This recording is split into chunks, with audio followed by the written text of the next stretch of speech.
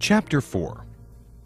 In this chapter you will learn how to keep from cross-contaminating foods, how to cook foods safely, the safe way to thaw frozen foods and chill hot foods, how to keep foods at the right temperature, hot or cold, the importance of maintaining proper food temperature to control illness-causing germs, respect for the temperature danger zone, the different kinds of thermometers, how to measure temperature and how often, the right way and the wrong way to handle place settings and utensils.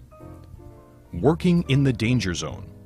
There's no way to avoid it. All food, in order to be prepared, cooked, and served, must enter that temperature range between 41 degrees and 135 degrees Fahrenheit, where illness-causing bacteria can grow.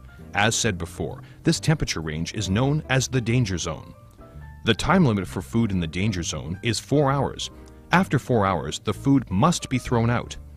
As a food handler, your job is to practice safe food handling, monitor the time spent in the danger zone, prevent cross-contamination from other sources, minimize the time food must spend in the danger zone, start with utensils and surfaces that have been cleaned and sanitized, and when you're done using them, clean and sanitize them again.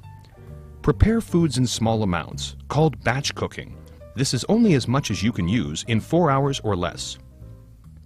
Measure and record food temperatures continually. Prepare food as close as you can to the time it's served, and if you're working ahead, store it properly. Use utensils to avoid touching raw food whenever possible. Wash your hands after each task, especially when you've been working with raw meat of any kind, taking out the garbage, cleaning, etc. After food has been prepared for service, avoid touching it. Again, the time limit for food in the danger zone is 4 hours. After that, throw it out. Thawing food safely. There are a few different methods when it comes to thawing frozen foods. First is the cooking method. The cooking method only works with small foods, such as meat patties or seafood. The food must be small enough to go straight into cooking while still frozen. Other foods have to be thawed. The second method is the slow thawing method. For this method, place the tightly wrapped frozen item, such as a roast, on the lowest rack of the refrigerator. You have to leave room around it for the air to circulate. Depending on the size, slow thawing may take up to 3 days. The third method is the microwave thawing method. Thaw food in the microwave oven, only if it will then be cooked immediately. The fourth method is the quick thawing method. In a food prep sink, place the food in a large enough container and fill it with cold running water for no more than 2 hours. Afterward, clean and sanitize the container, sink, and anything else the thawing water may have touched. One important thing to remember is never thaw foods on the counter at room temperature, because that would be the danger zone. Food safety, a matter of degrees.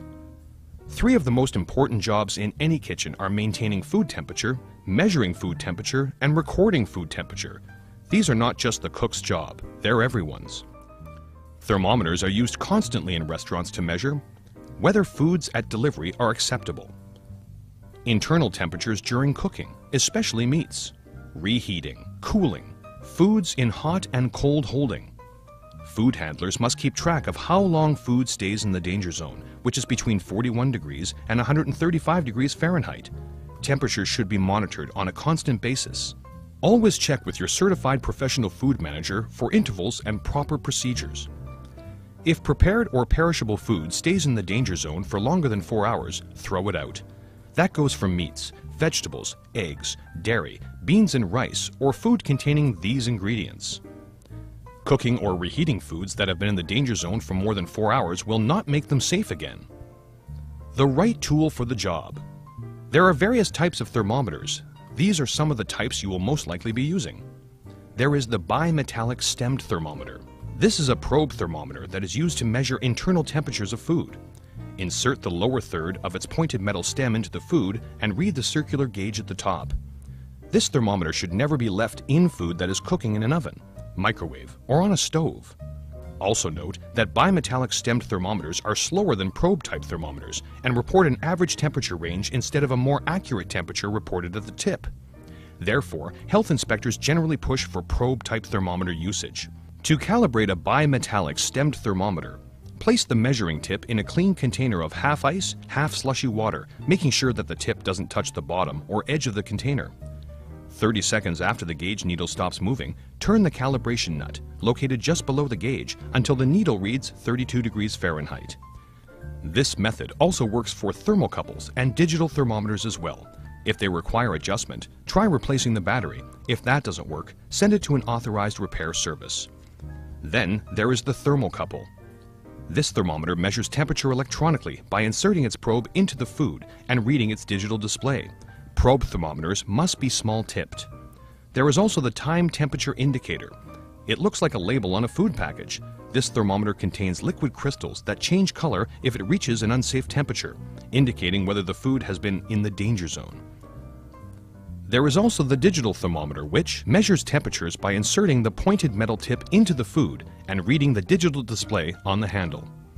There are also food-specific thermometers. You would use this device to measure just one type of food, such as meat, deep-fried foods, or candy, and no other. Another type are equipment thermometers. These thermometers measure temperatures in ovens, refrigeration equipment, holding carts, and other cooking, storage, or serving equipment. Place refrigerator thermometers in a place where they are easy to read. One thing to remember is never use a mercury-based thermometer or a glass thermometer to measure foods. They could break and contaminate what you're measuring. The state recommends daily calibration of thermometers, especially probe thermometers if they've been bumped or dropped, to make sure you're getting an accurate reading. And they must be cleaned and sanitized after each use. Before and after each use, thermometers must be washed, rinsed, and air-dried. Use a food-safe sanitizing solution on the contact areas before putting the thermometer away. Probe thermometers are used to measure the internal temperature of food. For all measurements, let the needle or readout stabilize about 15 seconds before recording the temperature. Avoid touching the sensor probe against the container sides or bottom, which may be warmer than the food and give a false reading. Use these methods to get an accurate temperature from different foods. Foods while cooking, insert the sensor device into the center of the food, the thickest part of the roast, for example, or the middle of a stovetop pot. Take a measurement in at least 2 places. Make sure the stem of the thermometer doesn't touch bone, which can give the wrong temperature. Small liquid containers. Open one container, a half pint of cream say, in the batch, and insert your thermometer. If the contents of that container can't be used immediately, throw it away. Soft, flexible bulk containers. Fold the container back on itself with the thermometer nestled in the fold, taking care not to penetrate the material. Frozen packages. Stack 2 frozen packages with the thermometer placed in between. Your kitchen maintains a temperature logging system for tracking foods in the danger zone. Use it to record the temperature of food, the time that temperature was taken. Anything unusual, for instance, if chilled foods rise to above 41 degrees Fahrenheit. After logging it, inform your manager promptly.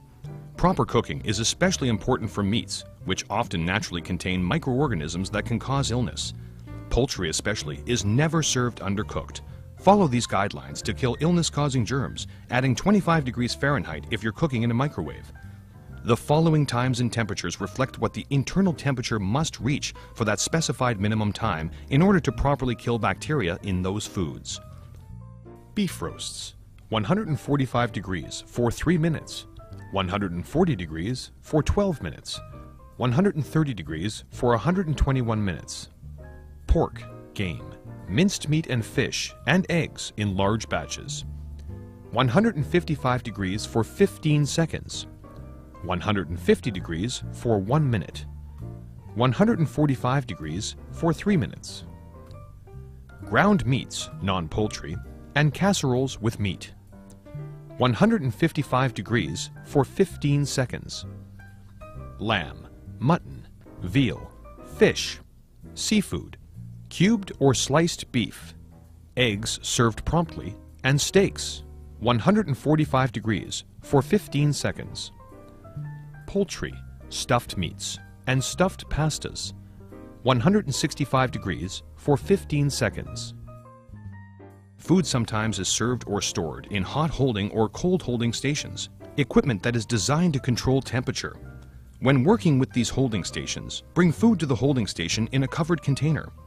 Use long-handled utensils instead of your hands to stir or move food. Utensils should be kept in the food, handle pointing away from the food, when not in use, or else placed in a container with drinkable running water. Keep containers covered whenever possible. Stir the food frequently to maintain even temperature and to avoid hot or cold spots.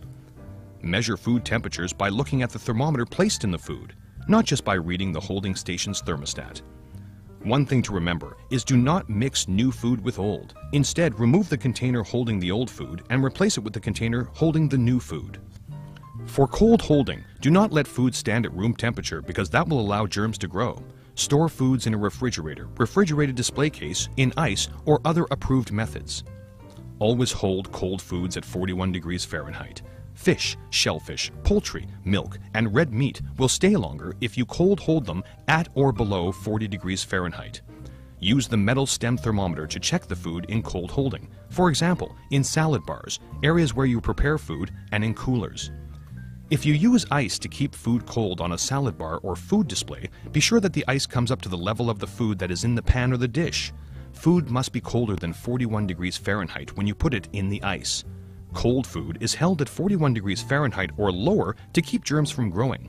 It should be measured for temperature using a probe thermometer at least every 4 hours. Ice surrounding food should be level with the food to maintain the correct cold temperature. Make sure that the holding unit's lighting is far enough away from the food to keep it from heating it. For holding hot food, preheat hot holding stations, steam tables, soup warmers, crock pots, and other heated surfaces before placing food. Hot food is kept at 135 degrees Fahrenheit or higher and should be measured for temperature in more than one place using a metal stemmed thermometer at least every 2 hours to make sure it stays at the correct temperature throughout your shift. After placing food on a steam table, stir regularly to avoid cold spots. Again, do not mix new food with old food, and also do not mix raw food with cooked food. Hot food that can't be served within 4 hours should be cooled and placed in refrigerated storage. State law requires that foods be chilled from 135 degrees Fahrenheit to 70 degrees Fahrenheit within 2 hours, and then dropped from 70 degrees Fahrenheit to 41 degrees Fahrenheit within 4 hours. In other words, hot foods must pass through the danger zone within a total of 6 hours. If food does not cool to 41 degrees Fahrenheit within 6 hours, don't save it, throw it out. Foods that cool properly and are ready for refrigeration should be labeled listing the contents as well as the date and time prepared. To speed up the cooling process, cut it up. Cut foods such as meats into smaller portions no larger than 4 pounds and then place in the refrigerator. Use shallow pans. Pour foods into pre-chilled pans to a depth of 1 inch for soft, thick foods such as sauces and stews, and 3 inches for thin or liquid foods. Place the pans in the top rack of the refrigerator, stirring regularly until chilled to 41 degrees Fahrenheit or colder, and then cover.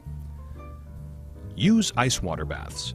Chill pots of hot food such as soup by placing the pot in a large container and surrounding the pot with ice. Stir the food frequently so that it chills evenly to 41 degrees Fahrenheit or colder. Use a blast chiller. Place the pan of food in the blast chiller if your workplace has one. Once food has cooled, move it to a larger covered storage container. An important thing to remember is never place a large pot of hot food in the refrigerator. It will raise the temperature inside the fridge into the danger zone, and the food in the pot will not cool quickly enough, allowing large amounts of bacteria to grow. Food that is cooked and then cooled may need to be heated again. When you must reheat food, do it very quickly, within 1 hour, to 165 degrees Fahrenheit. The right way to do this is on the stove burners, or in microwave ovens, convection ovens, or double boilers. Do not use anything that will heat the food slowly, because it takes too long to pass through the danger zone.